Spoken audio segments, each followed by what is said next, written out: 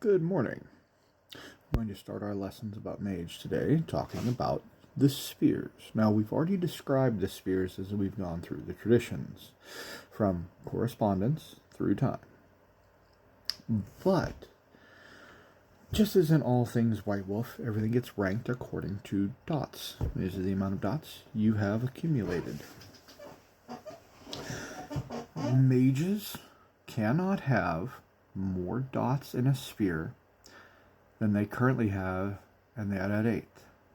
So, if you have an add 8 of 2, the most dots you can have in any sphere is 2. After all, you add 8 is your enlightenment. That is the amount that you have truly learned. So you cannot grasp a concept about reality higher than you have gained enlightenment. So, the different spheres, the dots in them, what do they mean? Well, rank 1 is just general perception. This is your ability to sense and examine that sphere. For instance, prime 1, you can look at the flow of quintessence through people. You can see not what the effects of, say, someone's words are on the emotional state of another person, that would be mind, but you can watch how it affects the flow of quintessence. You can see the world around you and how the quintessence flows through it, creating its own currents and eddies. With matter, you can look at an object, discover strong points and weak points, discover issues it may have. You can even look at the decency of its conductivity to electrical and other forces. And then when you get to rank 2, you get to manipulation. So you can take an existing form and you can start to manipulate it. You can start to remold it. With a rank 2, you get minor controls over those phenomena. For instance, you can put a sword, an edge back on a sword. You can file burrs off a firing pin for a pistol, making it fire better. You can do minor things. For instance, surface abrasions and the like on a person's body using Life 2, you can start to ameliorate them. You can't heal the damage that was done, but you can at least smooth it out. Bashing damage usually is available to be healed at this level, which isn't much, but in a pinch it can help. Then we get on to level 3, and this is where you truly get control. This is where you can take an existing source of that sphere's materia and control it. In the form of time, this is the ability to not reverse, but at least to either expand or contract a little bit. You can make people a little faster, a little slower. You can start messing around with bonfires. You can make them burn hotter, make them burn colder.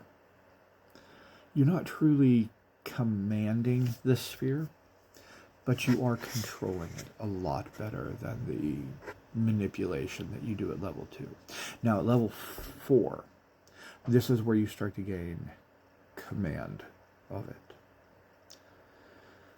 At level 4, you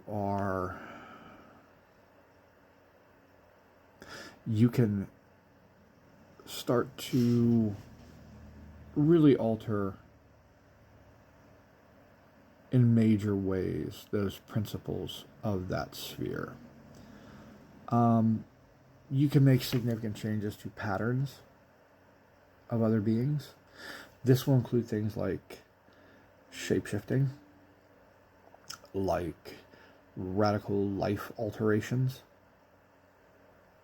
You could cure disease at this level.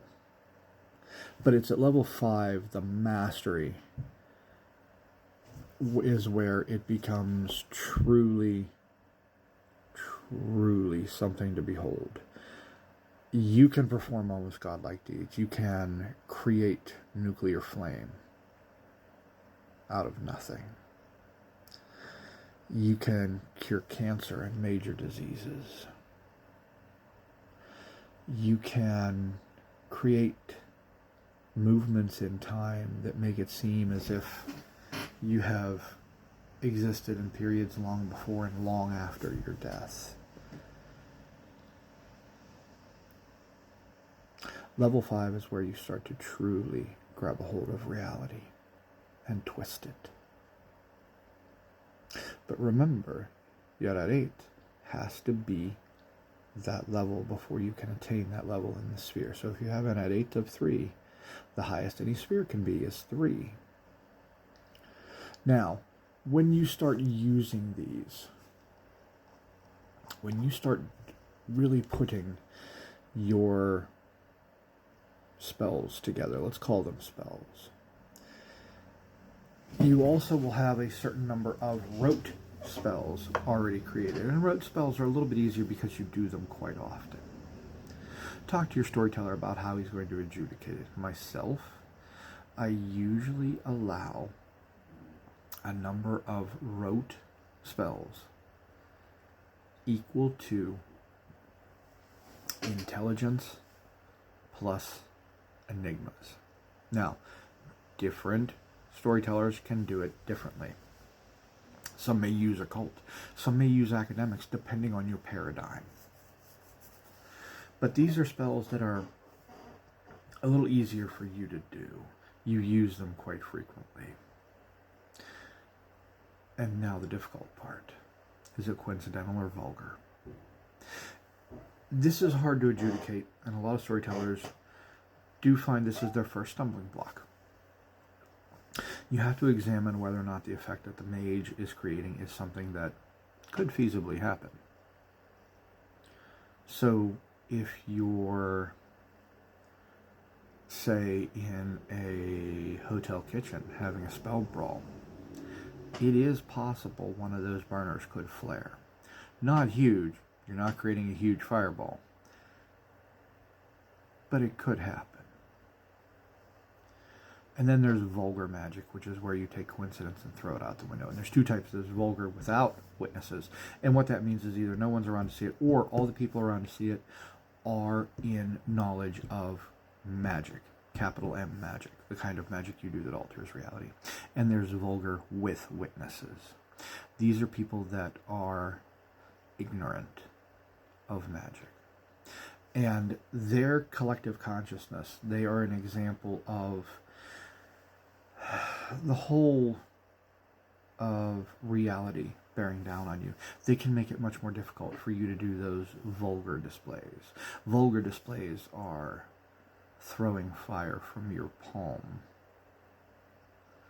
melting a gun down to slag in someone's hand. It's doing things that are obviously unrealistic to their way of thinking. Now, you do not have to consider other mages' paradigms, because if they have a paradigm and they alter reality, they understand that reality can be altered. It's not vulgar to them, it's coincidental. They may not agree with how you do it, but they understand it can be done. This is the pitfall of mage. This is where you start to accumulate paradox. And paradox is a problem because you are creating bumps in reality, and reality doesn't like bumps. Accumulate enough of them, it will come for you. This is called a paradox backlash, and we'll talk about it next in the way that paradox works with the way you do magic in mage. So remember, keep that at 8 high.